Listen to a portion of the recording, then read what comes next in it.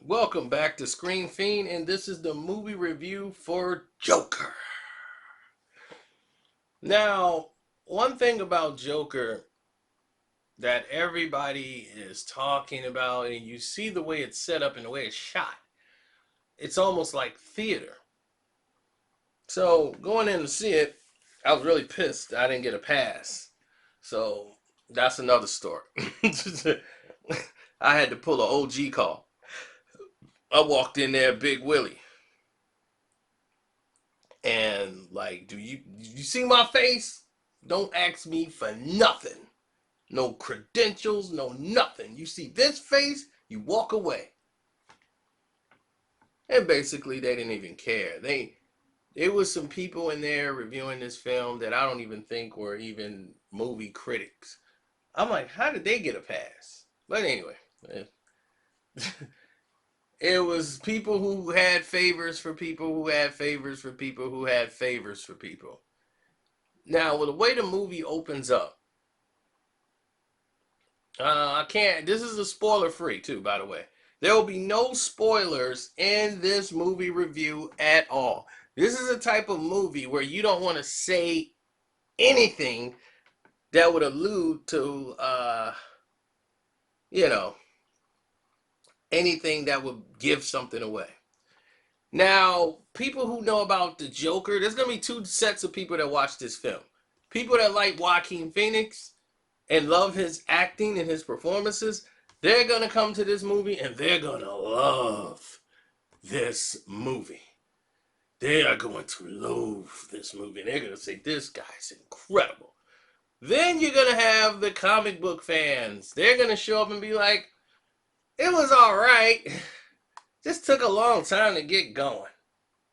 And that's what you're going to have here. And from the opening scene, I could tell that Todd Phillips was going to build and show you why this person who was lusting to be loved and definitely was a people pleaser as this sign twirler and trying to lead people to sales and all these things dressed as a clown, and how the world just keeps dumping on him, and you see how Gotham is, and you're like, man, this is a mess, and you kind of see how just slummy everything is, and life is just a bunch of sad notes and things just not going his way, and it's physically hurting him, and it's weighing on him, and it's not making him feel sad, it's making him something different. And you can see, and by the look in his eyes, he's becoming a little manic. And when you see that performance and you see that come out in him and that grit, you go, man, this is some real powerful stuff. The way he shot certain scenes, like the bus scene, the way Todd Phillips did this was amazing, because he did a lot of shots that I've seen from like The Hangover. Those things that he done there, I'm like, oh, this is definitely Todd Phillips type of work. But he's good at shots, at scenes, and getting all these, like when there's action scenes, he's really good at that. The Hangover action scenes were great when he filmed them, and the way he shot them, the actual background, I'm looking at the colors he's using. Man, it's incredible, and everything is building up to a climactic ending, so that the final act of this film is so insane that the comic book lovers are gonna jump up and start going, yeah! That's what I feel is gonna happen. Because in the movie theater, I'm like looking at it, and I'm looking at the people, and I'm seeing the Joaquin Phoenix fans. They're a little like, ooh. And the comic book DC fans are like loving it and pointing at the screen. I can tell a couple of those people were in there. So I'm able to observe how the film should actually do in its first couple of weeks.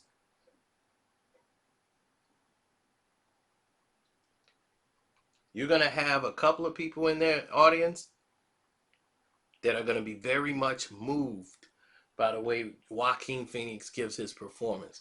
And once he starts to turn more and more into Joker, as you can see his connection to his mom and his, that's like the only person in the world that loves him, that he can deal with. And like, okay, as long as I got my mom, my strength, my backbone when the world is giving me a hard day, was keeping him kind of sane.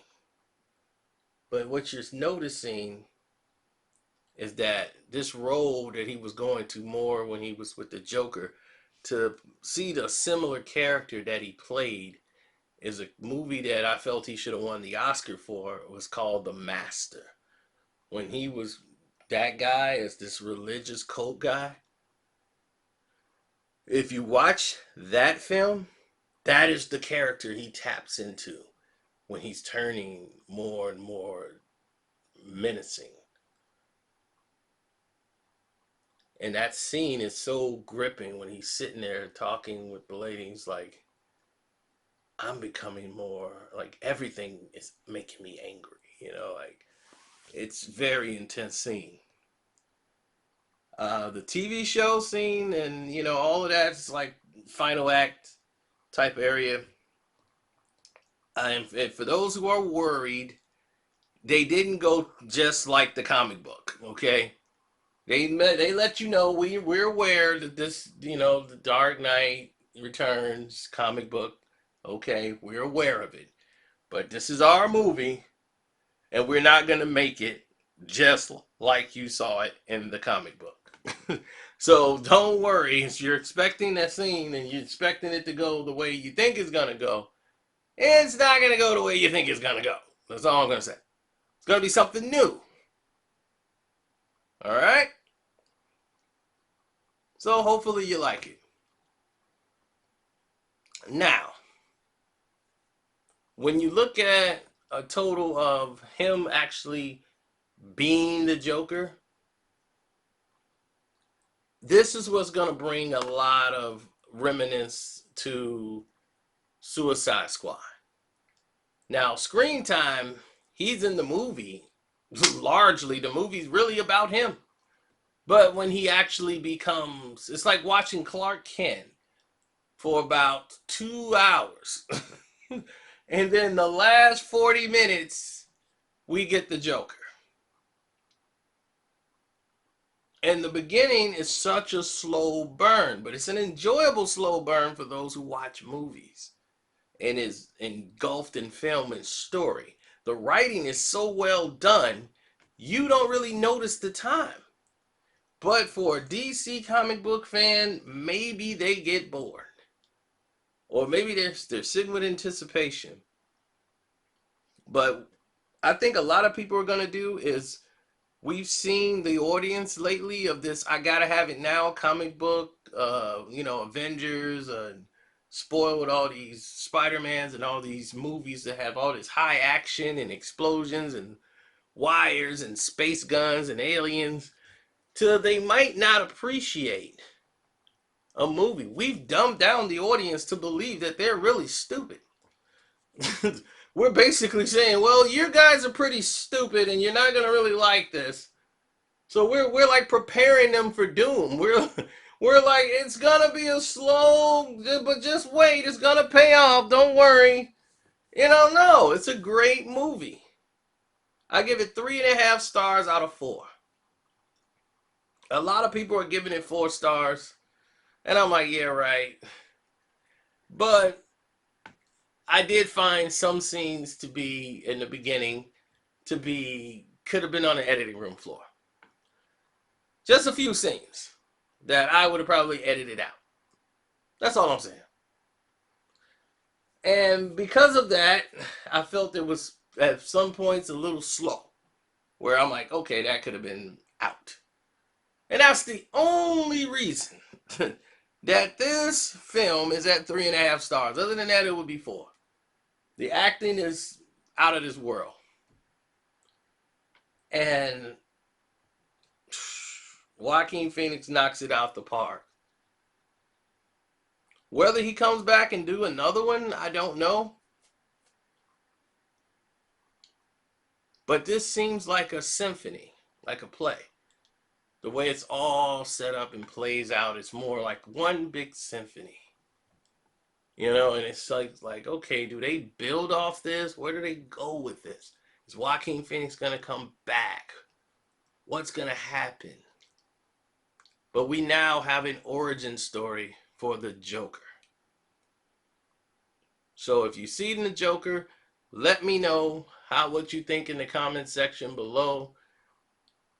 I know you guys probably won't see it until whatever night, but whenever you see it, come back and leave me a message and tell me what you thought about the film. And definitely, if you like everything, click the link in the description box. Leave, no, what am I talking about? Let's go to my Cash App. Cash App name is Carceno, Karceno. Leave the kid a Cash App. Show some love to the page. I'm out.